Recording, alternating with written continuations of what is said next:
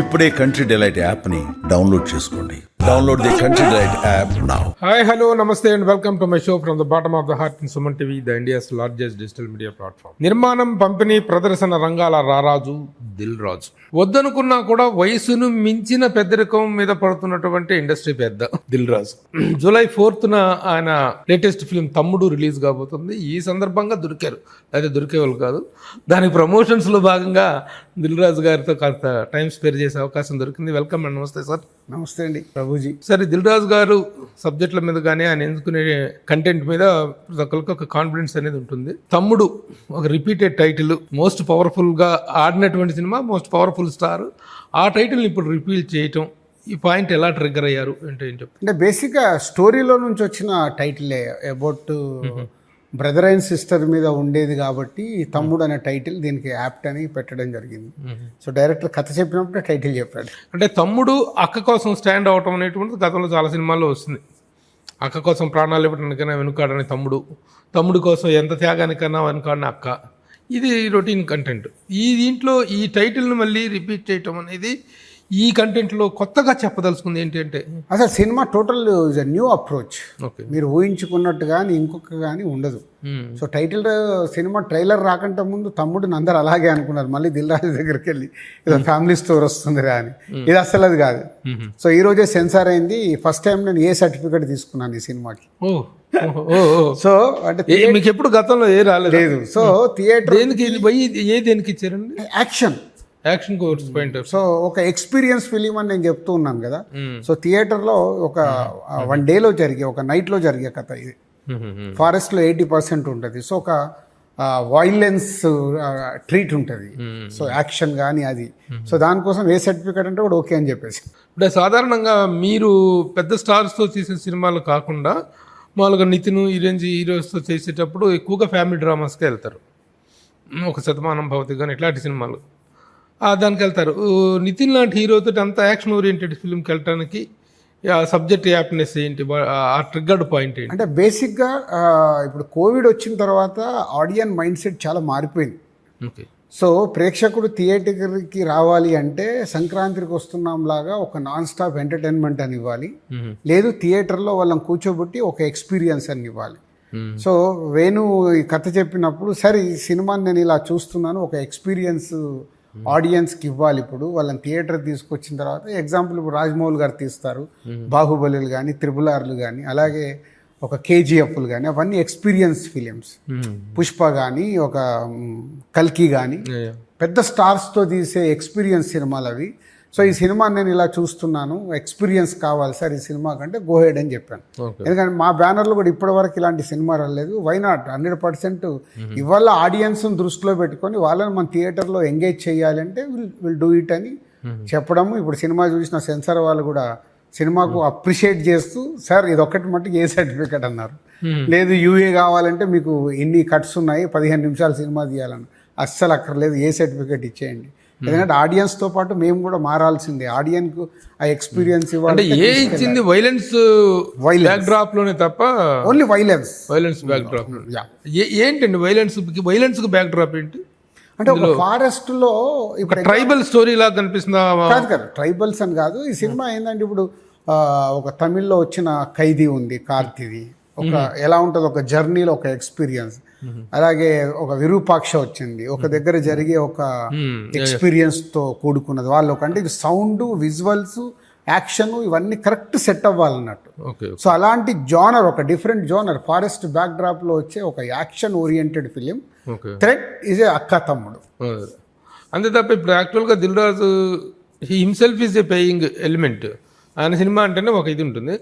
నితిన్ కంటూ ఒక మార్కెట్ ఉంటుంది, నితిన్ కంటూ ఒక రేంజ్ ఉంటుంది. ఆ రేంజ్కి మీరు పెట్టిన ఖర్చుకి అంతగా ఇది లేదు అనేటువంటిది ఉంది కదా. ఇప్పుడున్న సినారియోలో సినిమా బాగుండాలి. ఫస్ట్ సినిమా బాగుండి జనాల్ని థియేటర్కి తీసుకురావాలి. తీసుకొచ్చినప్పుడు రెవెన్యూ అనేది ఈజీగా చేస్తుంది అనేది నమ్మకం. ఇప్పుడు ఈ సినిమాలు పైరసీలో చూద్దాంలే, ఫోన్లో చూద్దాం అంటే ఇవి ఎక్స్పీరియన్స్ ఇవ్వవు, అవి థియేటర్లోనే చూడాలి. సో ముందు మా టార్గెట్ ఈ సినిమాకి థియేటర్లో ఆడియన్ రావాలి. ఆడియన్ వచ్చి థియేటర్లో వాళ్ళ ఎక్స్పీరియన్స్ ఫీల్ అయినప్పుడు ఆటోమేటిక్ ఒక షో అయిపోగానే వావ్ అంటారు. సో వావ్ రియాక్షన్ కోసం వెయిటింగ్. పెద్ద స్టార్స్తో తీసినవి కాకుండా మీరు తీసిన మీడియోకర్ స్టార్స్తో తీసిన సినిమాల్లో పెద్ద బడ్జెట్ సినిమా అనుకోవచ్చు, పెద్ద సినిమా అంతే. చిన్న సినిమాల్లో పెద్ద సినిమా మీ వరకు. అవును. ఓకే. అంటే మీరు సాధారణంగా యాక్చువల్గా బడ్జెట్ కట్టలు దాటినా అద్దులు దాటినా సబ్జెక్ట్ విషయంలో కొంచెం ఏదైనా తేడా ఉన్నా మీరు యాక్సెప్ట్ చేయరు. You will be looking after everything కదా. ఆ పాయింట్ ఆఫ్ వ్యూలో what kind of satisfaction and confidence? బేసిక్గా ఈ సినిమా first Sriram Venu director, MCA and Vakeel Saab తర్వాత తీస్తున్న సినిమా. సార్ మనం కొంచెం చేంజ్లోకి వెళ్దాము, సో రెగ్యులర్లో నుంచి చేంజ్లోకి వెళ్ళి నేను ఇలా డిజైన్ చేసుకుంటున్నాను స్క్రిప్ట్ అండ్ సినిమా అన్నప్పుడు నేను గో హెడ్ ముందే చెప్పేశాను. సో ఆ రోజు మాకు non theatrical market is good. So theatrical market అప్పటికి నుంచే మెల్లిగా చేంజ్ అవుతూ వచ్చింది. బట్ మేము మొదలు పెట్టినప్పటికీ ఇప్పటికీ 2 మార్కెట్లు చేంజ్ అయినాయి. బట్ ఎప్పుడు దిల్ రాజుగా నాకు కాన్ఫిడెన్స్ ఏంటి, అరే రైట్ సినిమా తీసుకెళ్ళినప్పుడు డబ్బు వస్తుంది, సో దాని గురించి ఆలోచించొద్దు. ఇప్పుడు director career is important. Director కానీ హీరోకి కానీ వాళ్ళ కెరియర్, మాకు డబ్బు ఇంపార్టెంట్. సో అందుకే వాళ్ళిద్దరు ముందుకు వచ్చి సినిమా బడ్జెట్ అయిందన్నప్పుడు వేణు సార్ నేను డ్రా చేసింది ఎంత అవుతుందో తర్వాత రూపాయి తీసుకోనని సినిమా కోసమే స్పెండ్ చేద్దామని చేశాడు. అలాగే నితిన్ కూడా మీరు ఎంత పంపించాలనుకుంటున్నారో అంత పంపించండి, ఈ సినిమా విషయంలో నేను మీతో ఉన్నాను అని. సో అలా ఒక టీం అయ్యి వాళ్ళతో అయినంత వాళ్ళు చేయగలిగారు. ఇక మాతో అయినంత మేము చేసి థియేటర్లో ఎక్స్పీరియన్స్ ఇద్దామని ట్రై చేసాం. Okay. Anyhow you can share the happiness first, తర్వాత ప్రాఫిట్స్ అనేటువంటి అలాంటి ఒక హెల్దీ అట్మాస్ఫియర్లో సినిమాలు రావటం, వాళ్ళకై వాళ్ళు ఆఫర్ ఇవ్వటం అనేటువంటిది it is a very good sign. ఎందుకంటే ఇది పెరిగింది, మేము ఒక విజువల్ వండర్ ఇద్దాం అనుకున్న టైంలో అలాంటిది చేయటం. మళ్ళీ again you have brought back the most beautiful heroine Laya. అప్పట్లో అది లయకంటూ ఒక ప్రత్యేకమైనటువంటిది ఉంది. లయని గారిని తీసుకోవటం ఏంటి ఆ క్యారెక్టర్కి? సో వేణు ఈ కథ చెప్పినప్పుడు సిస్టర్స్ గురించి చాలామంది గురించి డిస్కషన్ వచ్చినప్పుడు సార్ లయ గారిని తీసుకొద్దాము అని, అంటే లయ గారు యూఎస్లో ఉంటారు కదా, ఆవిడ ఇప్పుడు వచ్చి ఎక్కడ చేస్తుంది అంటే సార్ అప్రోచ్ అవుదామని అప్రోచ్ అయ్యాం. అప్రోచ్ అవుతే ఇక బ్యానర్ గురించి డైరెక్టర్ గురించి తెలిసి లయ గారు స్టోరీ వినడం, ఫోన్లోనే స్టోరీ విని చాలా ఇంట్రెస్ట్గా, ఎందుకంటే అక్క తమ్ముడు స్టోరీ కదా, so she is the backbone of the film. So she is ఇండైరెక్ట్గా టైటిల్ రోలర్. Accepted immediately. కథ లేదు సార్ నేను ఐ విల్ కమ్ బ్యాక్ ఈ సినిమాతో. చాలా ఆప్షన్స్ అనుకున్నారండి, 4-5 పేర్లు అనుకున్నారు. కానీ అక్కలాగా కాకుండా అమ్మలాగాను అవి చేస్తున్న వాళ్ళు ఉన్నారు. కానీ యంగ్గా ఉన్న వాళ్ళనే, అంటే మిడ్ ఏజ్లో ఉన్న వాళ్ళనే నితిన్కి సరిపోయే సిస్టర్ క్యారెక్టర్ లాగానే ఉండాలి కాబట్టి ఆ ఆప్షన్లోనే వచ్చాయి. బట్ ఇప్పటి వరకు స్క్రీన్కు గ్యాప్ వచ్చిన వాళ్ళు ఎవరంటే లయ గారు కనిపించారు. ఓకే. సాధారణంగా సార్ టైం గ్యాప్ 41 డేలో అనేటిది ఒక టైం బౌండింగ్ సబ్జెక్ట్ అనగానే until and unless it is very interesting, ప్రేక్షకుడికి అంత ఇంట్రెస్ట్ ఉంటుంది. ఒక జర్నీ లాంటి సబ్జెక్ట్ అయితే ఇంట్రెస్ట్ ఉంటుంది, కానీ ఒక 1 డేలో అయిపోతుంది, 24 అవర్స్లో అయిపోయే కథ అనగానే కథ 24 అవర్స్లో అయిపోదు. సినిమా స్టార్ట్ అయ్యి ఒక 20 మినిట్స్ అయిపోయిన తర్వాత స్టార్ట్ అవుతుంది. అక్కడి నుంచి క్లైమాక్స్ వరకు 1 డే. ఓకే. 20 మినిట్స్ తర్వాత బిగినింగ్ అంతా వేరేలా ఉంటుంది, బట్ అక్కడి నుంచి జరిగేదంతా డే అండ్ నైట్లో జరుగుతుంది. మీ హీరో కనిపిస్తలేదు ప్రమోషన్స్లో, ఎందుకు స్టార్ట్ చేశాడు ఇప్పుడే? నిన్న అంటే నేను ఆర్డర్ ఇచ్చాను, ఫస్ట్ నేను చేస్తాను, తర్వాత నితిన్ చేయాలి, తర్వాత వేణు చేయాలి. వేణు ఎందుకంటే పోస్ట్ ప్రొడక్షన్లో ఉన్నాడు, చెక్కుకుంటున్నాడు. సో సండేకి కంప్లీట్ చేసి మండే నుంచి వేణు స్టార్ట్ చేస్తాడు. ఇప్పుడు ఫస్ట్లో మీరు సబ్జెక్ట్ విన్నప్పటి కాన్ఫిడెన్స్కి ఇప్పుడు కాపీ చూసుకున్న తర్వాత సెన్సార్ కూడా అయిపోయిన తర్వాత వచ్చిన కాన్ఫిడెన్స్కి మధ్య ఎలాంటి డిఫరెన్స్ మీరు కనుక్కున్నారు? ఫస్ట్ వేణు కథ చెప్పినప్పుడు ఓకే బాగుంది, బట్ దీన్ని వేణు ఎలా విజువలైజేషన్లో చూపిస్తాడనేది వెయిటింగ్. నేను ఎప్పుడు షూటింగ్ దగ్గర కూడా 2-3 టైమ్స్ వెళ్ళేసి వచ్చాను తప్పితే మొత్తం ఫుల్ ఫ్రీడమ్గా వేణు అనుకున్న చేశాడు. అయిపోయిన తర్వాత ఒకరోజు అరే ఏంటి వేణు నేను ఏం చూడలేదు, నాకు ఏమైనా చూపించండి, రండి సార్ అని పైన ఎడిటింగ్ రూమ్ తీసుకెళ్ళిపోయి 45 మినిట్స్ సినిమా చూపించాడు. అలా మొదలుపెట్టి సెకండ్ హాఫ్లో నేను ఇప్పుడు ఏవైతే చెప్తున్నానో సెకండ్ హాఫ్లో చూడగానే బయటకు వచ్చి హగ్ చేసుకొని ఈజ్ మై బాయ్ అన్నాను. అంటే నా దగ్గర మొదలై సార్ లేదు నేను ఒక ఎక్స్పీరియన్స్ సినిమా తీయాలి ఇలా అనుకుంటున్నాను అన్న వేణుని హగ్ చేసుకొని ఎస్ మై బాయ్ అంటే భుజం తట్టారు. ఇక్కడే ఆర్యా దగ్గర నుంచి నాతో జర్నీ చేస్తున్న మా బాయ్ కింద ట్రీట్ చేసి హగ్ చేసుకున్నాను. తర్వాత ఫైనల్ అయిన తర్వాత చూపించినప్పుడు సేమ్ ఫీల్ ఎస్. సో మనము కథ చెప్పినప్పుడు ఓన్లీ వింటాం, ఓకే. తర్వాత సినిమా రెడీ అయిన తర్వాత విజువల్తో చూస్తాం. ఎక్కడ ఎడిటింగ్ రూమ్లో విజువల్స్ చూసినప్పుడు ఎస్ ఈ సినిమా వేణు అనుకున్నట్టుగా చేయగలిగాడు అని. ఇప్పుడు నెక్స్ట్ నేను చూడాల్సింది విత్ సౌండ్తో, ఓకే. అది థర్డ్. ఓహో. సో ఇప్పుడు సౌండ్, విజువల్, విఎఫ్ఎక్స్ అంత అయిపోయిన తర్వాత ప్రేక్షకుడు చూడబోతున్న సినిమాని ఇప్పుడు మిక్సింగ్ థియేటర్లో చూస్తాను. ఓహో. సో అంటే ఇంకా సౌండ్ విజువల్స్ అంత క్లారిటీ ఉండవు, మిక్సింగ్ సెన్సార్ కాపీ వేరు ఉంటుంది దాంట్లో రేపు చూస్తాను. ఓకే. సో అది అయిన తర్వాత మండే రోజు ఫైనల్ ప్రేక్షకులు ఆడియన్స్ దగ్గరికి వెళ్ళబోయే సినిమా చూస్తారు. ఓకే. ఓకే. సో ఒక డిఫరెంట్ స్టేజెస్ లో yeah you can experience the better thing. 4-5 stages ఉంటాయి. అవును. ఒక ఫస్ట్ దాంతో జడ్జ్మెంట్ సెన్సార్కి ఇచ్చే కాపీ వేరు ఉంటుంది. మాకేంటంటే అందుకే ఎడిటింగ్ రూమ్ లో చూసినప్పుడు నాకు గుడ్ అనిపించాలి సినిమా. అదే గుడ్ అంటే అది వెరీ గుడ్, ఎక్స్ట్రాడినరీ అవుతుంది. ఇప్పుడు ఈ సినిమాల ఇదిలో ఈ మధ్య కాలంలో ఫ్యామిలీ స్టారు, గేమ్ చేంజరు, ఈ రెండింటి తర్వాత దిల్ రాజు గారు కొంచెం డౌన్ అయింది పొజిషన్ అనేటువంటిది, కొంచెం ఇబ్బందుల్లో పడ్డాడు దిల్ రాజు అనేటువంటిది. సంక్రాంతికి వస్తుందని చెప్పారు. సంక్రాంతి ఉంది. ఆ రెండు సంక్రాంతి లేకపోతే ఏంటి దిల్ రాజు గారి పరిస్థితి అనేటువంటి ఏమి కాదు, ఏమవుతుంది. సో ఇప్పుడు ఫ్యామిలీ స్టార్ మాకు ఫైనాన్షియల్గా ఏం నష్టం జరగలేదు. వచ్చిన దాంట్లో కూడా నేను అందరికీ మెజారిటీ ఆఫ్ డిస్ట్రిబ్యూటర్స్కి 50% రిటర్న్ ఇచ్చాను. ఫ్యామిలీ స్టార్ సినిమాలో మెజారిటీ డిస్ట్రిబ్యూటర్స్ ఎవరైతే ఉన్నారో అందరికీ నేను 50%. దాని తర్వాత గేమ్ చేంజర్ సంక్రాంతికి వస్తున్నాం రిలీజ్ అయ్యాయి. గేమ్ చేంజర్లో నష్టపోయినప్పుడు సంక్రాంతిలో వస్తున్నాంలో మాకు వచ్చే డబ్బంతా తిరిగి డిస్ట్రిబ్యూటర్లకే ఇచ్చాను. ఆల్ డిస్ట్రిబ్యూటర్స్, ఫ్యామిలీ స్టార్ కానీ గేమ్ చేంజర్ కానీ సంక్రాంతికి వస్తున్నాం. బ్యాలెన్స్ షీట్ తీసుకున్నప్పుడు అందరు లాభాల్లోనే ఉన్నారు. మెజారిటీ ఆఫ్ ద డిస్ట్రిబ్యూటర్, ఒకరిద్దరు ఎవరికైనా ఉంటే ఉండొచ్చు, వాళ్ళది కూడా ఎప్పుడు మా దగ్గర స్లిప్ ఉంటుంది. ఎంత పోగొట్టుకున్నారు వీళ్ళు, పోగొట్టుకుంటే ఎక్కడ అడ్జస్ట్ చేయాలి, చాలా అడ్జస్ట్ చేసుకుంటూ వస్తాం. సో ఒకళ్ళ మీదనే భారం అన్న పడేది లేకుండా మీరు యూఆర్ షేరింగ్ విత్. ఎస్, అది that is also very good trend అండి. అది ఎప్పటి నుంచి, అందుకే డిస్ట్రిబ్యూటర్లు మెజారిటీ ఆఫ్ డిస్ట్రిబ్యూటర్స్తో మాతో కంటిన్యూ అవుతారు. వాళ్ళ ఇప్పుడు నితిన్ మార్కెట్కి తమ్ముడు సినిమా నితిన్కి కంటిన్యూగా నెగిటివ్స్ ఉన్నప్పుడు ఇప్పుడు నేను పెట్టిన 70-75 కోట్లు రావాలి అంటే అంత ఈజీ కాదు. సో బట్ నా డిస్ట్రిబ్యూటర్ నా వెనకాల నిలబడి ఉన్నారు. ఎందుకు, దిల్ రాజు అంటే వాళ్ళకి నమ్మకం, ఈ సంస్థ అంటే వాళ్ళకి నమ్మకం, పోయిన రాజుగారు పిలిచి చేస్తారని. సో ఈ రోజు ఉన్నారు కాబట్టి కంఫర్టబుల్గా మాకు రిలీజ్ రోజుకే కంఫర్ట్గా రిలీజ్ చేసేస్తాం. పోతే దిల్ రాజు గారు ఇందాక నేను లీడ్లో చెప్పినట్టుగా వయసును మించిన పెద్దరికం వద్దనుకున్నా పెద్దరికం మీద పడుతున్నటువంటి ఇండస్ట్రీ పెద్దగా మీరు ఈ రోజున ఉన్నారు. మీరు కాదనుకున్నా కూడా you can't go away, you are changed everywhere. ఒకవైపు ఎఫ్డీసీ అధ్యక్ష బాధ్యతలు, ఒకవైపు గిల్డ్లో కార్యక్రమాలు, దీంట్లో కౌన్సిల్లో వీటిలో యాక్టివ్ పార్టిసిపేషన్లో ఉంటారు. మీ నిర్ణయాలు, మీ మాటలకి మంచి వాల్యూ పెరుగుతుంది. ఈ పెద్దరికం మీరు కోరి తీసుకున్నారా? ఎంతవరకు వచ్చింది? అసలు మీ ఇదేంటి, మీ ఇంట్రెస్ట్ ఏంటిది వీటిల్లో? అంటే పెద్దరికం తీసుకోవాలని నాకు ఎప్పుడు ఉండదు. పోతే మనకేంటి, మనకు వస్తున్న ఎక్స్పీరియన్స్తో పాటు నలుగురికి అది ఉపయోగపడటానికి డ్రైవ్ మొదలవుతూ ఉంటుంది. అది ఎవరికన్నా. కొందరు ఏంటంటే మనకెందుకులే, మన పని మనం చేసుకుందామని వెళ్తారు. కొందరు లేదు, మనకు వచ్చిన ఎక్స్పీరియన్స్ ఇది నలుగురికి ఉపయోగపడితే బాగుంటుంది కదా అని వెళ్తారు. నేను రెండో కోవా.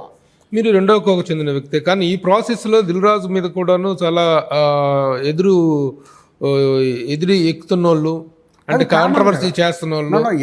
ఎప్పుడైతే మనము నలుగురికి ఉపయోగపడి పని చేయటానికి ముందుకెళ్తామో ఇంకా నలుగురు తయారవుతారుగా. సో దానికి సిద్ధపడే వెళ్ళాలి. అక్కడ నాది ఒకటే ఫార్ములా, 51-49. 51% నన్ను ఇష్టపడే వాళ్ళు ఉండాలి చాలు. విమర్శించే వాళ్ళు 49% గురించి నేను ఆలోచించాను. ఇఫ్ ఈజ్ 51% విమర్శిస్తుంటే నన్ను నేను చెక్ చేసుకోవాలి, ఏంద్రా బాబు అని. అట్లా నేను అనాలిసిస్ చేస్తాను. ఒక ఇన్సిడెంట్ కానీ ఒక ఇష్యూ కానీ దీంట్లో ఎలా జరుగుతుందని నేను సైలెంట్గా రివ్యూస్ తీసుకుంటాను. సరే, ఇండస్ట్రీ ఇష్యూస్ని అడ్రస్ చేస్తున్న వాటిల్లో మీకు ప్రధానంగా అనిపిస్తున్నటువంటి సమస్య ఏంటి అంటే ఏం చెప్తారండి? సింగిల్ థియేటర్స్ గురించి ఎక్కువ మాట్లాడుతున్నాను. ఈరోజు ఇండస్ట్రీ అన్ని రకాలుగా ఇబ్బందుల్లోనే ఉంది. లాస్ట్ 4-5 ఇయర్స్ నుంచి ఇండస్ట్రీ మెల్లిగా సింక్ అవుతుంది. ఒక్కరి ప్రాబ్లం కాదు, వాళ్ళందరి ఎగ్జిబిటర్ ప్రాబ్లంలో ఉన్నాడు, డిస్ట్రిబ్యూటర్ ప్రాబ్లంలో ఉన్నాడు, ప్రొడ్యూసర్ ప్రాబ్లంలో ఉన్నాడు. హీరోలకు అంతే ఇంకా టైం పడుతుంది.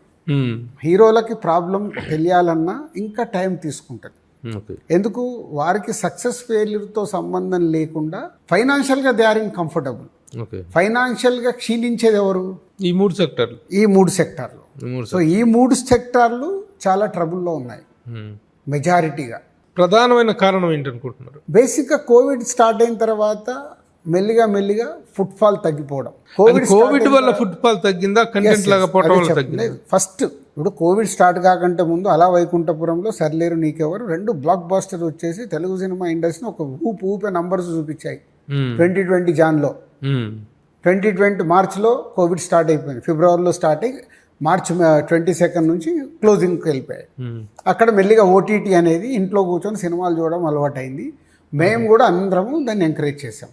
ఓటీటీ కోవిడ్ వల్ల. సో ఒక 1 ఇయర్ ఆ సిస్టంలోకి వెళ్ళిపోయారు అందరూ. థియేటర్లు ఓపెన్ అయినా 50% ఆక్యుపెన్సీ అన్నాం. సో జనాలు ఎందుకురా బాబు ఇప్పుడు ఓటీటీలోనే ఉందిగా సినిమా, ఇప్పుడు మనం థియేటర్కి వెళ్ళి కోవిడ్ తెచ్చుకోవడం అవసరమా అని రావడం మెల్లిగా తగ్గుతూ వచ్చింది. దాంతోపాటుగా అడ్మిషన్ రేట్స్, దాంతోపాటుగా క్యాంటీన్లలో రేట్స్, దాంతోపాటుగా ప్రాపర్గా థియేటర్స్, అన్ని థియేటర్లు సరి అయిన అంబియన్స్ మెయింటెనెన్స్ లేక. ఎందుకు మెయింటెనెన్స్ చేయట్లేదు థియేటర్ అని అంటే వాళ్ళకు సరి అయిన రెవెన్యూ రావట్లేదు. రావట్టినప్పుడు ఇంకా ఖర్చు ఎక్కడికి వెళ్ళి పెడతాడు? అండ్ కోవిడ్లో ఒక 9 నెలలు 6 నెలలు నుంచి 9 నెలలు థియేటర్లు చాలా మూతపడ్డాయి. ఆ రెవెన్యూ అంత ఏమైంది వాళ్ళకు? వాళ్ళకి రావాల్సిన రెవెన్యూ 9 months రాలేదు. వాళ్ళకి కట్టాల్సిన కరెంట్ బిల్స్ కట్టారు, ఏ గవర్నమెంట్ ఎక్స్క్యూజ్ చేయలేదు. ఇలాంటి వాళ్ళకి ఎఫెక్ట్ అయ్యాయి. ఇలా మొత్తంగా చూసినప్పుడు సినిమాలు ఆగిపోవడం వల్ల దాని భారం అంతా ప్రొడ్యూసర్స్ మీద పడింది ఇంట్రెస్ట్ రూపంలో. మెజారిటీగా ఇంట్రెస్ట్లు కానీ శాలరీస్ కానీ ఆఫ్ శాలరీస్ ఇచ్చామప్పుడు అన్నీ దాని మీద వచ్చి పడ్డాయి. సో వేరే ఎవరికి ఎఫెక్ట్ కాలేదు కదా, ప్రొడ్యూసర్స్ అండ్ ఎగ్జిబిటర్స్. కోవిడ్ వల్ల ఫస్ట్ ఫైనాన్షియల్గా ఎఫెక్ట్ అయింది ఈ 2 ప్రొడ్యూసర్స్ అండ్ సమ్ డిస్ట్రిబ్యూటర్స్ అడ్వాన్స్లు ఇచ్చినప్పుడు ఆ డబ్బుల మీద వడ్డీలు పడడం, అలాంటి ఈ 3 సెక్టార్లే ఎఫెక్ట్ అయినాయి. పైన సెక్టార్లకి ఇప్పుడు డైరెక్టర్లకు రైటర్లకు ఏమైంది? వాళ్ళు ఫ్రీగా ఇంట్లో కూర్చోవడం వల్ల ఎక్కువ ఆలోచిస్తూ కథలు రాసేసుకున్నారు. వాళ్ళు ఆ టైంని సేవ్ చేసుకున్నారు. సేవ్ చేసుకోవడం వల్ల వన్స్ కోవిడ్ అయిపోగానే ఓటీటీ మార్కెట్ని చూసుకొని టక అందరూ 1 సినిమా 2 సినిమాలు 3 సినిమాలు మొదలు పెట్టేశారు. ఎందుకు? నాన్ థియేట్రికల్ బిజినెస్ కోవిడ్ వల్ల పెరిగింది. సో తగ్గింది. పెరిగి ఇక్కడ ఈ డైరెక్టర్లు రైటర్లు తయారు చేసిన కథలతో ప్రొడ్యూసర్లు కూడా ఏంది టక్ సినిమాలు, ఒక్కొక్క ప్రొడక్షన్ 5 సినిమాలు 6 సినిమాలు. నాన్ థియేట్రికల్ బిజినెస్ ఉంది. 5 కోట్లు ఉన్న హీరో 10 కోట్లు, 10 కోట్లు ఉన్న హీరో 30 కోట్లు, 5 కోట్లు ఉన్న డైరెక్టర్ 10 కోట్లు. ఇట్లా అంటే నంబర్స్ మొత్తం చేంజ్ అవుతూ వచ్చి అప్పుడు బిజినెస్ కనిపించింది. No doubt. ఆ 1 ఇయర్ కోవిడ్ ఫస్ట్ వేవ్ అయిపోయిన తర్వాత సెకండ్ వేవ్ కూడా అయిపోయిన తర్వాత నంబర్స్ కనిపిస్తున్నాయి. కాబట్టి ప్రొడ్యూసర్ టక్ పెంచుకుంటూ వెళ్ళిపోయారు. ఆడియన్స్ ఏమో మెల్లిగా తగ్గుతూ వచ్చారు. కోవిడ్ వల్ల తగ్గుతూ వచ్చారు. వాళ్ళకి ఇక్కడ థియేటర్ దగ్గర రేట్ కావచ్చు, క్యాంటీన్ కావచ్చు, ఇవన్నీ అంటే ఇటేమో ఇటు వెళ్ళింది, ఇటేమో ఇటు తగ్గిపోయింది. 2025లో చూసుకుంటే ఇంత గ్యాప్ ఉంది రోజు. ఇప్పుడు ఏమవుతుంది? నాన్ థియేట్రికల్ ప్రైజులు మెల్లిగా వాళ్ళకు తగ్గుతూ వచ్చేసాయి. కొనే వాళ్ళకు వాళ్ళు కూడా అమ్మ ఇది కరెక్ట్ కాదని తగ్గుతూ వాళ్ళు రిస్ట్రిక్ట్ చేశారు. ఇప్పుడు మాకు నెలకొక సినిమా కావాలి, మీరు ఎప్పుడు రిలీజ్ చేస్తున్నారు అగ్రిమెంట్లో పెట్టండి అంటే ఇప్పుడు రిలీజ్ కూడా మా చేతిలో లేకుండా అయిపోయింది. సో వాళ్ళు చెప్పిన మంత్లో వాళ్ళు మేము థియేటర్లో రిలీజ్ చేసిన తర్వాత 4 వారాలకు 5 వారాలకు వాళ్ళకి ఎప్పుడు వస్తుంది చూసుకొని ఆ డేట్ మేము ఫిక్స్ చేయాల్సి వస్తుంది. ఇది కూడా July 4th ఇది కూడా అలాగే ఫిక్స్ చేశారు అకార్డింగ్ టు నెట్ఫ్లిక్స్. ఇది ఎవరికి? నెట్ఫ్లిక్స్. ఫస్ట్ టైం నేను నెట్ఫ్లిక్స్కి ఇచ్చాను. బెస్ట్ ప్రైజ్ ఇచ్చారు సినిమాకి కాబట్టి ఫస్ట్ టైం నేను నెట్ఫ్లిక్స్కి ఇవ్వాల్సి వచ్చింది. వాళ్ళ డిక్టేషన్స్ కంటెంట్ మీద కూడా ఉంటున్నాయా?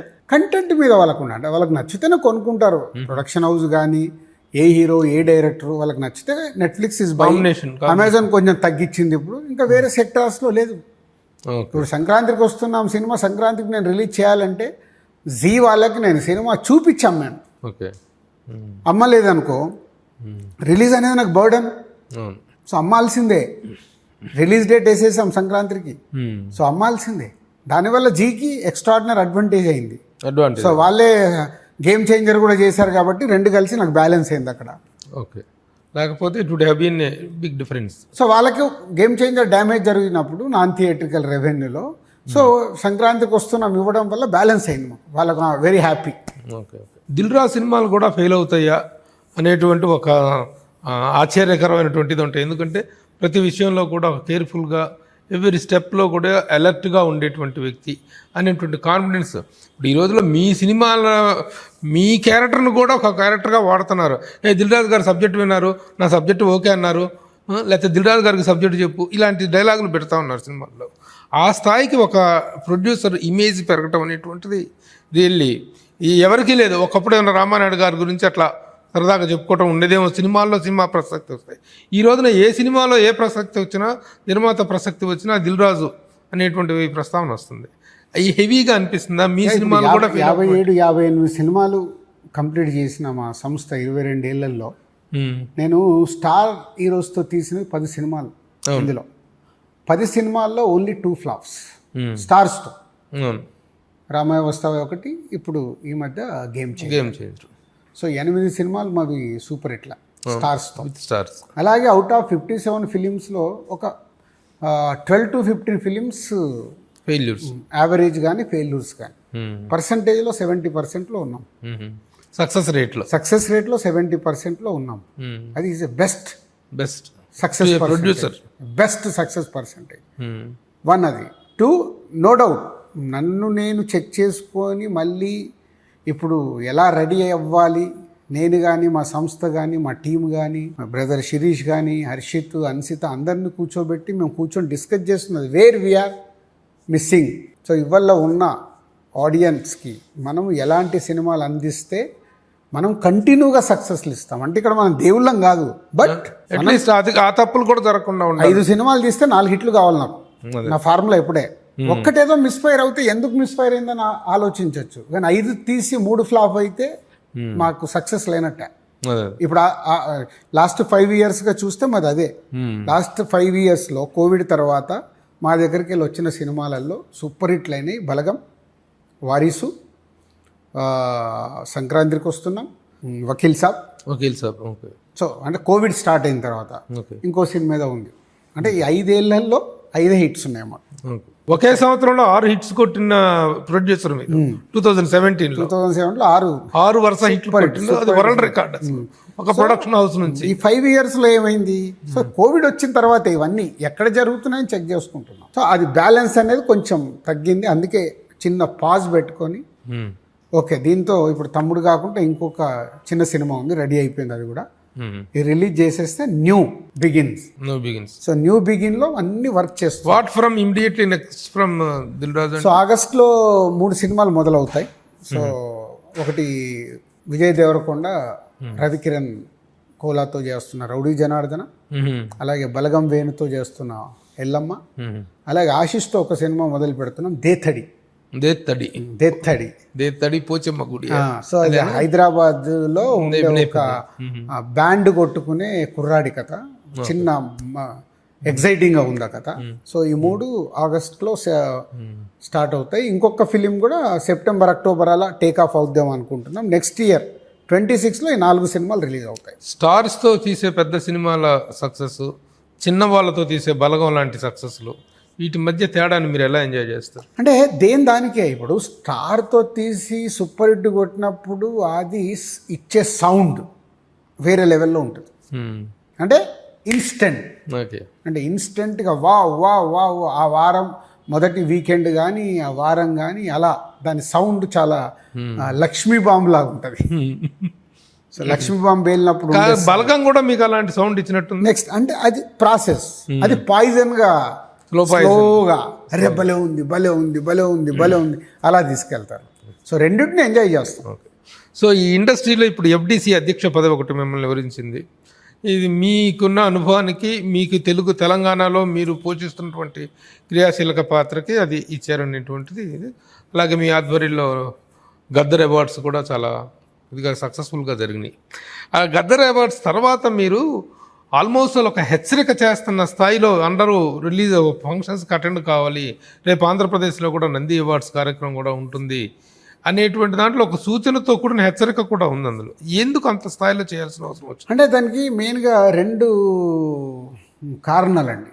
నేను ఆ రోజు ప్రెస్ మీట్లో నేను అది వ్యక్తిగతంగా ఎఫ్డీసీ నుంచి పెట్టింది అది. 2 కారణాలలో ఏంటంటే తెలంగాణ గద్దార్ ఫిలిం అవార్డ్స్లో 2024 అవార్డ్స్ అందరూ తీసుకున్నారు. సో అది 100% సక్సెస్. కానీ తెలంగాణ ఫామ్ అయిన దగ్గర నుంచి ఏదైతే 10 ఇయర్స్కి ఉన్న అవార్డ్స్ అవి ఎలాగో సెకండ్ ప్రయారిటీ, నో డౌట్. దాన్ని మేము యాక్సెప్ట్ చేయాల్సిందే, అందరూ యాక్సెప్ట్ చేయాల్సిందే. అవి 10 ఇయర్స్ అవార్డ్స్కి అందరూ అటెండ్ అయ్యి తీసుకోలేదు. సో మెజారిటీ పీపుల్ వచ్చి అవి తీసుకొని ఉంటే బాగుండేది అనేది నా ఫీలింగ్. అంటే ఆల్మోస్ట్ 70-80% వచ్చారు దాంట్లో కూడా. అందరు ఇప్పుడు రాజమౌళి గారు కానీ, బోయపాటి సింగ్ గారు కానీ, ఇట్లా డైరెక్టర్స్, ప్రొడ్యూసర్స్, వంశీపైడిపల్లి కానీ ఇట్లా అందరు వచ్చి తీసుకున్నారు. ఓకే, మెజారిటీగా. సో దాంట్లో కొంచెం వెల్తీ ఉంది. సో అది 100% తప్పు పట్టడానికి కూడా లేదు. ఎందుకంటే అవి 10 years second priority, 2024 is a first priority ఎవరికైనా. అదే ఎప్పటికో అవార్డులు ఇప్పుడు ఇస్తున్నట్టు. కానీ తెలంగాణ ఫామ్ అయిన తర్వాత ఇవ్వాలి అనే ఒక ఇంటెన్షన్తో ఆఫ్టర్ 14 ఇయర్స్ జరుగుతున్న ఈవెంట్ కాబట్టి అనే దాన్ని డిజైన్ చేసింది. అది పాయింట్ 1. అది పెద్ద, it's not a controversial point. Point 2, ఇక్కడ తెలంగాణ గద్దార్ ఫిలిం అవార్డు జరుగుతున్న నెక్స్ట్ డే సీఎం చంద్రబాబు గారిది అపాయింట్మెంట్ ఉంది. సో దానికి 10 రోజుల ముందు ఒక ఇన్సిడెంట్లో డిప్యూటీ సీఎం గారు 1 ఇయర్ అయిపోయింది, ఇండస్ట్రీ నుంచి ఎవరు రాలేదు అనేది డిప్యూటీ సీఎం గారి కళ్యాణ్ గారి ఆఫీస్ నుంచి ఒక ప్రెస్ నోట్ వచ్చింది.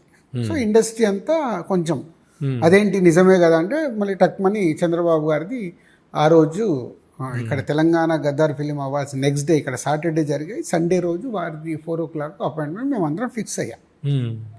మార్నింగ్ లేసే వరకు లేదు, కొందరు షూటింగ్లలో ఉండడం వల్ల వెళ్ళట్లేదు అని కొంచెం నాకు అరే ఇదేంటి, ఇది కరెక్ట్ కాదు కదా, మరి ఎలా చెప్పాలి, ఇది కరెక్ట్ కాదని ఎలా వ్యక్తపరచాలి, బట్ ఎవరో ఒకరు వ్యక్తపరచాలి కదా అనే ఈ 2 ఇన్సిడెంట్లలో మనకు షూటింగ్లు ఉంటే సీఎం గారిని 1 ఇయర్ అయింది కలవలేదు, అది అఫీషియల్గా మనకు డిప్యూటీ సీఎం మన ఇండస్ట్రీ స్టార్ హీరో దగ్గరికి వెళ్ళి వచ్చింది, అది మన రెస్పెక్ట్ కదా.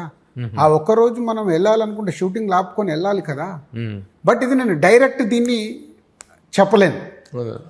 సో రేపు ఫ్యూచర్లో గవర్నమెంట్స్ పిలుస్తారు, అవార్డ్స్ ఉంటాయి, రేపు అక్కడ అవార్డ్స్ ఉంటాయి. ఆ రోజు మనం షూటింగ్లన్నా ఆపుకొని ప్లాన్ చేసుకొని వెళ్ళాలి. ప్రభుత్వాలతో స్నేహభావం ఉండాలి. తెలంగాణలో ఇప్పుడు కేసీఆర్ గారు ఉన్నప్పుడు ఎప్పుడు ఫ్రెండ్లీగా, ఎప్పుడు వెళ్ళినా, ఎవరు పిలిచినా, ఎవరు పిలుద్దామని తీసుకెళ్ళినా ఎప్పుడు ఈజీగా జరిగిపోయాడు. అప్పుడు అక్కడి నుంచి చాలా హార్ష్గా ఉందనేది ఒక చర్చ, రకరకాలుగా వెళ్ళేది. వెళ్ళిన దాన్ని ఇప్పుడు ఆ ప్రభుత్వంలో ఈ ప్రభుత్వం వచ్చినప్పుడు అక్కడ డిప్యూటీ సీఎం గారు ఉండి ఇండస్ట్రీకి మీకు ఏం కావాలి అని టికెట్ రేట్ల విషయంలో కానీ ఇంకేదైనా చాలా 1 ఇయర్ అంతా చాలా హెల్తీగా జరుగుతుంది. సడన్గా షిఫ్ట్ అయింది. సడన్గా షిఫ్ట్ అయ్యి ఇంకో సైడ్ వెళ్తుంటే వాళ్ళు ఇన్వైట్ చేసినప్పుడు వెళ్ళాలి కదా, వెళ్ళకుండా ఉండడం కరెక్ట్ కాదు కదా. ఇది ఏదో రకం, ఇది చాలా షార్ట్ నోటీస్ కదా గవర్నమెంట్ ఇచ్చింది కూడా, ఏపీ గవర్నమెంట్ ఇచ్చింది కూడా. యువతలో వైపు గద్దర్ అవార్డ్స్ ఫంక్షన్ జరుగుతుంటే 4 days ముందు ప్రేయర్ నోటీస్ ఇచ్చారు. 4 రోజులు ఏమండి మీరు రేపే రండి అనగా 4 రోజుల ముందు. మరి అది పోస్ట్ పోన్ అయిన కారణం ఏంటి గట్టిగా? అదే నాన్ అవైలబిలిటీ ఆఫ్ స్టార్స్. అందరు అందుబాటులో లేరు అని. అందరూ అంటే ఎందరండి? ఎవరెవరిని పిలుస్తారు మీరు? అసలు మామూలుగా ఇండస్ట్రీలో ఇలాంటి కార్యక్రమాలు జరిగితే పిలిచే ప్రయారిటీ ఏంటి? అసోసియేషన్స్ పరంగా పిలుస్తారా? తెలిసి ఫస్ట్ అసోసియేషన్స్కు చెప్తారు, ఛాంబర్కి, ఛాంబర్ ద్వారా చెప్తారు. లేదు ఇప్పుడు మినిస్టర్ గారు ఇండివిజువల్గా మా అందరికీ ఫోన్లు చేశారు. దుర్గేష్ గారు సరే ఇట్లా సీఎం గారు టైం ఇచ్చారు, జస్ట్ ఈరోజు మీరు ఫ్రీ చేసుకొని 4 o'clock రావాల్సిందిగా కోరుతున్నాను. డైరెక్ట్ మినిస్టర్ గారు మాట్లాడారు అంటే ఎంత ఇంపార్టెన్స్ ఇవ్వాలి అనేదే నా క్వశ్చన్. ఆయన డైరెక్ట్గా పిలిచారు, బట్ ఇండస్ట్రీలో కూడా ఒక వ్యక్తి దానికి లీడ్ తీసుకోవాల్సిన అవసరం ఉంది కదా. ఆ లీడ్ ఎవరు తీసుకున్నారు? ఇప్పుడు అంటే చాలా మంది బాధపడుతున్నారు. ఇప్పుడు మినిస్టర్ గారు పిలిచారు, ఆ రోజున వెళ్దాం అనుకున్నారు, శనివారం రోజు నైట్ అంతా బయలుదేరి ఫంక్షన్ అవ్వగానే మరుసటి రోజు మార్నింగ్. కానీ చాలామంది మాకు పిలుపు రాలేదని. అంటే పిలుపు రాలేదంటే సార్ ఒకటి ఇప్పుడు మళ్ళీ అదే పిలుపు రాలేదు అనేది అది వేరే కాంటెంట్ అండి. మమ్మల్ని పిలవలేదు, వచ్చిన వాళ్ళు ఎందుకు వెళ్ళలేదు అనేది నాకు క్వశ్చన్.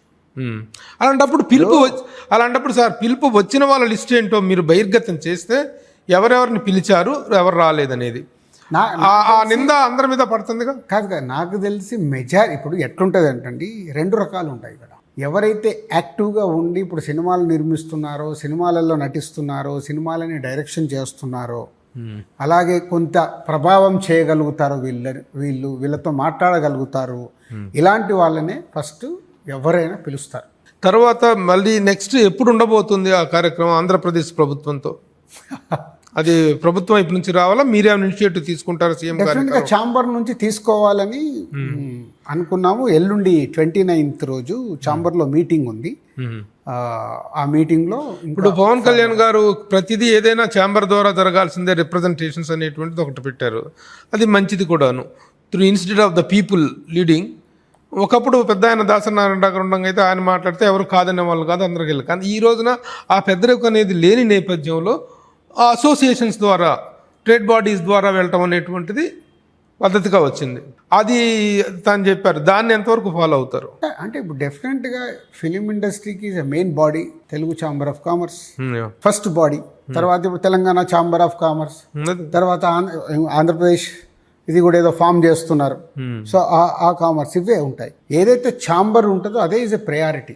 దాని ద్వారా జరిగితే బాగుంటుంది. కానీ కళ్యాణ్ గారు అడిగినట్టు ప్రతి ఒక్కటి ఛాంబర్ ద్వారా జరగాలంటే ఇస్ ఇంపాసిబుల్. ఎందుకు? ఇప్పుడు ఒక వ్యక్తి ఛాంబర్కి వెళ్ళాలి, ఛాంబర్ నుంచి మళ్ళీ అది గవర్నమెంట్కి వెళ్ళాలి. ఇక్కడ సినిమా ఇండస్ట్రీలో ఎలా ఉంటుందంటే, ఇది నా సమస్య, నా అవసరం కానీ నా సమస్య కానీ అన్నిటికీ ఛాంబరు సమస్యకు రియాక్ట్ అవుతుంది, అవసరానికి రియాక్ట్ అవ్వదు. ఇలా అవుతుంది, ఇంకా ఛాంబర్కి టైం సరిపోదు. అండ్ అవసరం ఉంది లేనిది. కానీ ఒకటేం జరుగుతుందంటే రాజు గారు, ప్రాతినిధ్య లోపం అనేటువంటిది జరుగుతుంది ప్రభుత్వానికి ఇండస్ట్రీకి మధ్య. అది రెండు ప్రభుత్వాలు అవ్వటం ఒకటి. ఒక కామన్ పాలసీని, చిత్ర పరిశ్రమ వరకు ఒక కామన్ పాలసీ కావాలి. ఎందుకంటే రాష్ట్రం ఈ మధ్య విడిపోయింది 10 సంవత్సరాల కింద. కానీ చిత్ర పరిశ్రమ అనేది మొదటి నుంచి నైజాము, ఆంధ్ర, సీడెడ్ అనేటువంటి దీనిగా విడిపోయింది. అలాగా. కానీ సినిమా ఇండస్ట్రీకి ఒక కామన్ ఎజెండా కావాలి రెండు ప్రభుత్వాల మధ్య. అలాంటిది లేకుండా తెలంగాణ ప్రభుత్వం, ఆంధ్రప్రదేశ్ ప్రభుత్వం అనేటువంటి డివిజను ఇండస్ట్రీకి హాని చేస్తుంది అనేటువంటిది ఒక అభిప్రాయం. మీరేమంటారు? అంటే ఇప్పుడు ఇక్కడ రెండు ప్రభుత్వాలు ఉన్నప్పుడు తెలుగు చలనచిత్ర పరిశ్రమకి రెండు కళ్ళే అవి జాగ్రత్తగా బ్యాలెన్స్ చేసుకుంటూ వెళ్ళాల్సిందే. ఎందుకు? అందుకే ఇప్పుడు నేను మీకు ఇక్కడ చెప్పింది Telugu film chamber of commerce. అది తెలుగు సినిమాకు సంబంధించి ఉన్న మెయిన్ బాడీ. ఆ బాడీలో ఉండే ఏదైతే ఈసీ మెంబర్స్ ఉంటారో, ప్రెసిడెంట్, సెక్రటరీ అందరు ఎవరైతే ఉంటారో ఎప్పుడు యాక్టివ్గా ఉండే వాళ్ళు ఉండాలి. అదే పెద్ద సమస్య. సార్ నాకు ఒక డౌట్, చాలా అమాయకంగా అడుగుతున్నాను. మీరు అమాయకం ఏం కాదు, మీరు చాలా ముదురు, మీకు ఇంత ఎక్స్పీరియన్స్ ఉంది నాకు తెలుసుగా. 200 సినిమాలు దాదాపు రిలీజ్ అవుతున్నాయి. 200 సినిమాల్లో ఈ రన్నింగ్ ప్రొడ్యూసర్స్, ఈ గిల్డ్ ప్రొడ్యూసర్స్ అనేవాళ్ళు చేసేటువంటి సినిమాలు ఒక 25 ఉంటాయి హైయెస్ట్గా. మిగతా 175 సినిమాలు చేస్తున్న వాళ్ళు కొత్త వాళ్ళు, లేదా 1-2 సినిమాలు చేసేటువంటి చిన్నవాళ్ళు. 175 సినిమాల ప్రొడక్టివిటీని ఇస్తున్న నిర్మాతల ప్రాతినిధ్యం ఎంత ఉంది? 18 సినిమాలు చేసిన గిల్డ్ ప్రొడ్యూసర్ల ప్రాతినిధ్యం ఎంత ఉంది? ఎవరి పెత్తనం ఎంత ఉంది? ఎవరి పెద్దరికం ఎంత ఉంది? ఎవరి ప్రాధాన్యత ఎంత ఉందండి? ఇక్కడ అది చాలా దెబ్బ కొడుతుందిగా మోరల్గా వాళ్ళందరినీ కూడాను. ఈ 175 పీపుల్ సినిమాలు తీస్తుంటే వాళ్ళ గోడు వినేటువంటి వాళ్ళు ఎవరు లేరనేటువంటి బాధను వాళ్ళు చెప్తున్నారు. మమ్మల్ని కలుపుకుపోవట్లేదు అంటున్నారు, ఆవేదన పడుతున్నారు. అంటే ప్రభు గారు, ఇక్కడ ఎప్పుడు ఈ కాన్ఫ్లిక్ట్ ఆఫ్ కాన్వర్సేషన్ ఎప్పుడు ఉంటుంది. ఎంతమంది వెళ్ళగలుగుతారు ఓ ప్రభుత్వం దగ్గర కానీ ఎక్కడికన్నా వెళ్తే? వాళ్ళు మాట్లాడాలి కదా. ఎంతమంది వెళ్ళగలుగుతారు? నెంబర్ 1, చాలా తక్కువ మంది. 10 మంది ఒక ఫేస్ వాల్యూ ఉన్నవాళ్ళు. ఎక్కడికి వచ్చారు మీరు? ఫేస్ వాల్యూ ఉన్నవాళ్ళు మెజారిటీ పీపుల్. 15 మంది వెళ్తే అందులో ఒక 10 మంది అన్నా యాక్టివ్గా వాళ్ళతో మాట్లాడే.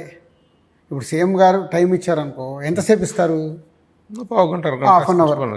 ఎందుకు? వాళ్ళకు రాష్ట్రాన్ని చూసుకోవాలి. వాళ్ళు ఇచ్చే హాఫ్ అన్ అవర్ సమయంలో మనం ఎక్స్ప్లెయిన్ చేయగలగాలి. సో 15 మంది వెళ్ళగలుగుతారు. 15 మందిలో ఒక 10 మంది అట్లీస్ట్గా రికగ్నేషను వాళ్ళకి వెళ్ళగానే సో అండ్ సో. నెక్స్ట్ ఉన్న 4-5 అప్కమింగ్ వాళ్ళు ఆల్రెడీ కొంచెం సీనియర్గా ఉండి, ఇప్పుడు రామ్ సత్యనారాయణ గారు కానీ, నట్టి కుమార్ కానీ, ఏదైతే ఎక్స్పీరియన్స్తో సినిమాలు తీస్తూ ఉంటారో వాళ్ళు ఆయన కొత్త వాళ్ళు కలిపి ఒక 5గురు, ఇంతే కదా. 200 మందికి 200 మంది అయితే వెళ్ళడానికి సాధ్యం ఉండదు కదా. సాధ్యం ఉండదు. అదే ప్రాబ్లం. ఇప్పుడు ఆయనను కూర్చోబెట్టుకొని సీఎం గారిని అఫీషియల్స్ని అందరిని కూర్చోబెట్టుకొని ఎదురా వెళ్ళిపోయి కూర్చుంటాం అంతే. ఎవరు మాట్లాడాలి, ఎవరు వాళ్ళకి ఎక్స్ప్లెయిన్ చేయాలి అనేది ఇంపార్టెంట్ కదా. ఎక్కువ మంది ఉన్నప్పుడు నేనేదో చెప్తుంటే సడన్ ఇంకెవరైనా మాట్లాడిరు అనుకో, వాళ్ళ సమయం పోతుంది, మనం చెప్పాలనుకునేది రీచ్ అవ్వదు. గందరగోళం, చేపల మార్కెట్ అయిపోతుంది. నెక్స్ట్ టైం కలుద్దాము అంటారు, అయిపోయింది అక్కడే. అక్కడ ఏం మాట్లాడాము, ఏం చెప్పాము, మళ్ళీ మీడియా ద్వారా బయటికి ఏం పంపిస్తున్నాం, ఇది చాలా ఈ రోజున్న సిచ్యువేషన్ చాలా క్రిషియల్ పాయింట్. సో ఇలా ప్రతి ఒక్క డాట్స్ ఉన్నాయి వీటికి, ఒకటి రీజన్ కాదు ఎందుకు తీసుకెళ్ళడానికి. ఎవరికైనా నేను దీనికి కంటిన్యూగా అడుగుతుంది ఏంటంటే, తీసుకెళ్ళమని 200 మందిని తీసుకెళ్ళమనేది కాదు నా ఉద్దేశం. ఈ 200 మంది అభిప్రాయాల్ని కూడా ఇక్కడ క్రోడీకరించుకొని రిప్రజెంట్ చేయాలి కదా. చిన్న నిర్మాతల సమస్యల్ని పట్టించుకోవటం లేదనే ఆవేదన చాలా కాలంగా ఉంటుంది.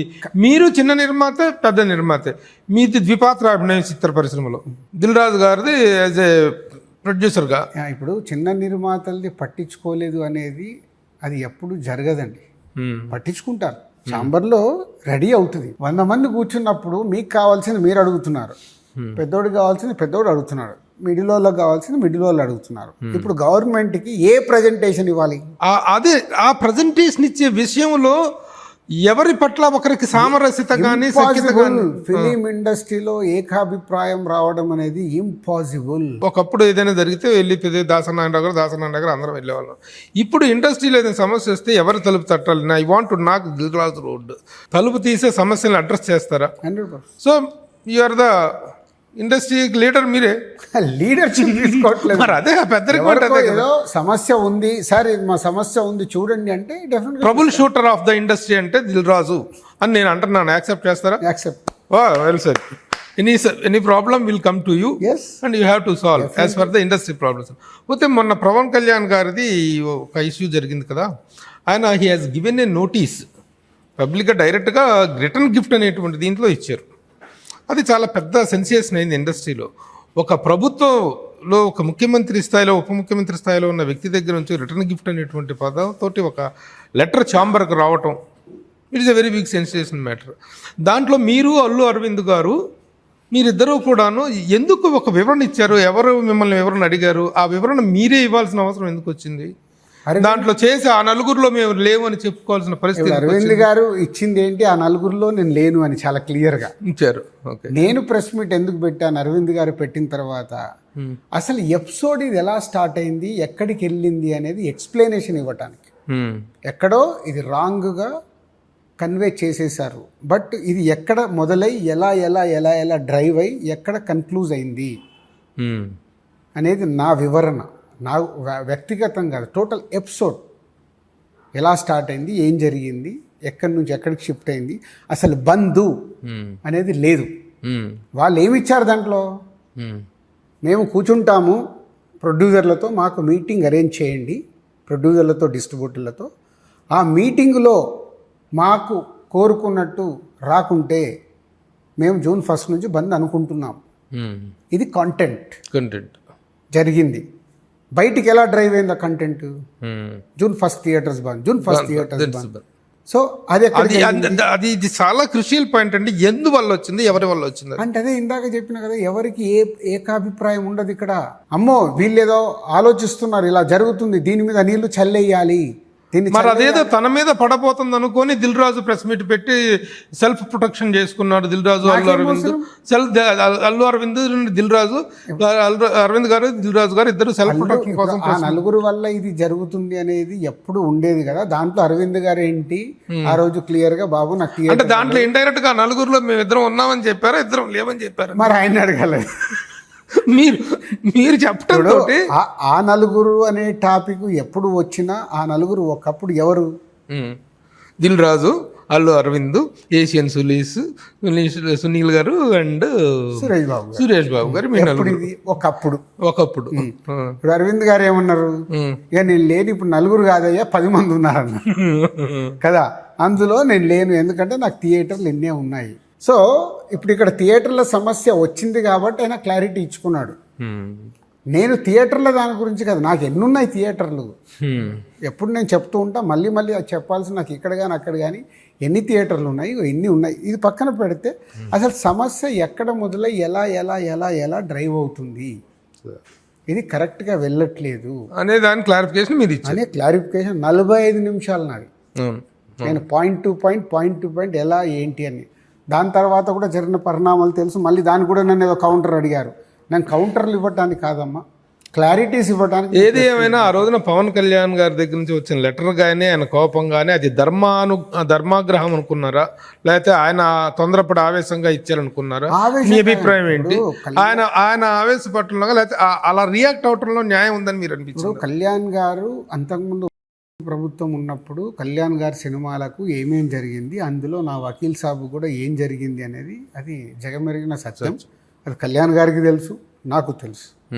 ఎఫెక్ట్ అయింది నేను, ఆయన్ని ఆ రోజు ఆ సినిమాకి. దాంతోపాటు కోవిడ్ వచ్చేసింది, మాకు జరగాల్సినవన్నీ జరిగిపోయిన తర్వాత భీమ్లా నాయక్ టైంలో కానీ కళ్యాణ్ గారు జరిగింది. కళ్యాణ్ గారు వన్స్ గవర్నమెంట్ ఫామ్ అయిన తర్వాత ఇండస్ట్రీ సైడ్ స్టాండ్ తీసుకొని మీకు ఏమేమి కావాలి, టికెట్ రేట్లైనా అదైనా ఇదైనా ఇలా చేసుకోండి అనే ఒక రూట్ మ్యాప్ ఇచ్చారు. ఇండస్ట్రీకి ఇంకా మాకు సమస్యలు లేవు అని అందరూ ఒక కంఫర్ట్గా ఫీల్ అయ్యేలాగా డిప్యూటీ సీఎం పవన్ కళ్యాణ్ గారు అందరి ఇండస్ట్రీకి ఇచ్చేశారు. అది సో హ్యాపీ. సడన్గా ఈ ఇన్సిడెంట్ రావడం వల్ల అక్కడ దాని మీదకి హరిహర వీరమల్లు కళ్యాణ్ గారి సినిమా June 12 రిలీజ్ అనౌన్స్ అయింది. ఓ థియేటర్లు బంద్ అంటున్నారు, ఇలా వెనకాల ఏదో జరిగింది, కళ్యాణ్ గారి సినిమా రాబోతుంది కాబట్టి ఇది ఆపటానికి ఇదంతా ఒక స్కెచ్ జరుగుతుంది అనేది ఎవరైతే కమ్యూనికేట్ చేశారో, నీళ్లు చల్లాలన్నానే ఇప్పుడు ఇక్కడ జరిగిన ఆ థియేటర్ వాళ్ళు అడిగిన దానికి నీళ్లు చల్లాలి, ఆద్యం పోసారు, నీళ్లు చల్లాలి అనుకున్నారు వాళ్ళు అనుకుంది పాపము. అమ్మ దీన్ని కళ్యాణ్ గారి సినిమా పెట్టేసి నీళ్లు చల్లేస్తే చల్లారిపోతుందిరా అనుకున్నారు. కాదు, వాళ్ళు తప్పుగా వాళ్ళు అనుకున్న దానికి వాళ్ళకు కమ్యూనికేట్ చేసిన దానికి టోటల్ అది అవే వెళ్ళి. వాళ్ళు ఎవరండి? ఎవరో ఉంటారు ఇండస్ట్రీలో, ఎవరు వాళ్ళు, పేరు నాకు తెలియదు. సో వాళ్ళు ఏం చేశారు, అలా వెళ్ళడం వల్ల అరే కళ్యాణ్ గారి సినిమా ఆపుతున్నారు అంటే నేను ఇమ్మీడియట్ చెప్పిన, కళ్యాణ్ గారి సినిమా ఎవడాపే దమ్ముందండి. ఒకటి. రెండు, థియేటర్ వాళ్ళు అసలు బంద్ అంటే ఏం అడిగారు? డిస్ట్రిబ్యూటర్లతో ప్రొడ్యూసర్లతో మీటింగ్ పెట్టండి అయ్యా, మా సమస్య కాదు అన్నప్పుడు మేము June 1 నుంచి ఇలా అనుకుంటున్నాము. ఫస్ట్ అక్కడ కూర్చోగానే సాల్వ్ అయిపోతుంది ఇండస్ట్రీలో. ఓకే, ఇండస్ట్రీలో ఎంత పెద్ద సమస్య అయినా ఒక మీటింగ్లోనే సాల్వ్ అయిపోతుంది. అందరూ ఒక దానికి వస్తారు, ఆర్ టైం పెట్టుకుంటారు కూర్చొని. ఓకే మీరు అనుకుంటున్నారు కదా, మాకు ఒక 3 నెలలు టైం ఇవ్వండి, ఈ 3 నెలల్లో మేము సొల్యూషన్కి వస్తాం. అది ప్రాసెస్. సో ప్రాసెస్ కోసం మీటింగ్ జరుగుతాయి, కానీ దాన్ని అలా డ్రైవ్ చేసుకుంటూ తీసుకెళ్ళిపోయి చేశారుగా. కళ్యాణ్ గారు ఇండస్ట్రీకి ఎప్పుడు మంచి చేయాలనుకుంటారు కానీ ఇండస్ట్రీకి చెడు చేయాలని ఎందుకు అనుకుంటారు? Is born for industry. ఇండస్ట్రీలో ఒక ఇంతింత వటుడింత లాగా ఒక స్టార్. మీరు ఈ గొడవ కలిసిన తర్వాత రామారావు గారి తర్వాత అంత ఇమేజ్తో ఒక పొలిటికల్లో ఒక వేవ్ క్రియేట్ చేశాడు. అవుట్ ఆఫ్ 21కి 21. అది ఆయన స్టామినా. ఇది జరిగిన తర్వాత మీరు కలిసారా ఆయన్ని? ఇంకా వీలు అవ్వలేదు, కలుస్తారు. టర్మ్స్ ఎలా ఉన్నాయి? మాకేముంటాయండి టర్మ్స్, అక్కడ ఉన్న ప్రాబ్లం నాకు అర్థం కాదు. అందరు ఏదో భూతద్దంలో పెట్టుకొని చూస్తారు, ఉన్న సమస్య ఏంటి? అక్కడ సమస్య లేదు కదా. రేపట్లో ఉన్న ప్రభుత్వం, ఆంధ్రప్రదేశ్ ప్రభుత్వం కూడా ఒక పాలసీని అవాయిడ్ చేస్తుంది, అవార్డ్స్ చేస్తుంది. అందులో వాటిల్లో మీ పార్టిసిపేషన్ ఎలా ఉంటుంది? డెఫినెట్గా ఉంటుందండి. ఇప్పుడు కళ్యాణ్ గారు ఆ రోజు గేమ్ చేంజర్ ఈవెంట్లో అన్నారు, తెలంగాణ FDC చైర్మన్ గారు దిల్ రాజు గారు, మీరు తెలంగాణ కాదు ఆంధ్రలో కూడా ఉన్న టాలెంట్ని మీరు గుర్తించాలి, మీరు ఇలా చెయ్యాలి అని. నేను 2 డేస్లో దిల్ రాజు డ్రీమ్స్ అని ఒక వెబ్సైట్ లాంచ్ చేస్తున్నాను. ఫిలిం ఇండస్ట్రీకి రావాలనుకునే యంగ్ వాళ్ళందరి కోసం. సో అది తెలంగాణ ఆంధ్ర అని కాదు, ప్రపంచవ్యాప్తంగా ఎక్కడ ఉన్నా దానికి సినిమా ఇండస్ట్రీకి రావాలనుకునే వాళ్ళు ఆ వెబ్సైట్కి కనెక్ట్ అవ్వచ్చు. కనెక్ట్ అవుతే కొత్త టాలెంట్ని పరిచయం చేయాలనే నా ఆతృత.